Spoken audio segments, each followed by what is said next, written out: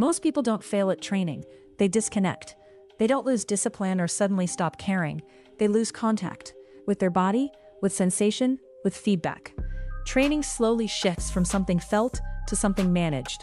Movement becomes a task. Progress becomes data.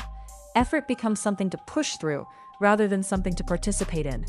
Disconnection often begins with good intentions, wanting results, wanting change, wanting to feel better in your body. But when the body is treated like a project to fix instead of a relationship to build, listening is replaced by control. Signals are muted in the name of consistency. Discomfort is reframed as weakness rather than information. At first, this works. The body is adaptive and generous. It compensates, meets demands, and finds ways to comply. This is why forcing often feels effective in the beginning. But compliance is not the same as capacity. What's gained quickly is often paid for later.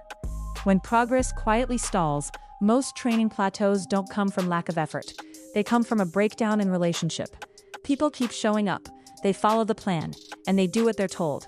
Yet motivation fades, recovery slows, and fatigue becomes constant background noise. Injuries appear without clear cause. Progress feels harder to maintain, even when nothing wrong is happening on paper. This is what happens when the body stops being part of the conversation.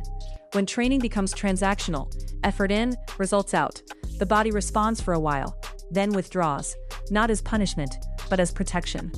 The body doesn't resist growth. It resists being overridden. When sensation is ignored, the body has to speak louder. Tightness becomes pain, and fatigue becomes shut down. What looks like failure is often the body asking for attention, not less effort. Reconnection changes everything. Reconnection doesn't start with doing more, it starts with noticing. When people reconnect with their body, training shifts from something they do to themselves into something they do with themselves. Movement becomes a dialogue again. Feedback returns through breath, posture, coordination, and recovery. The body begins to feel like an ally rather than an obstacle. This doesn't make training softer or less effective. It makes it intelligent. Effort becomes contextual instead of compulsive.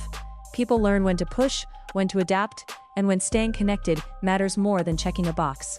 Consistency stops being rigid and becomes responsive. Even on low-energy days, the relationship stays intact. Something is done, not because it counts, but because connection is maintained. Why relationship sustains progress. Some people progress steadily for years without chasing extremes. Others burn out while doing everything right.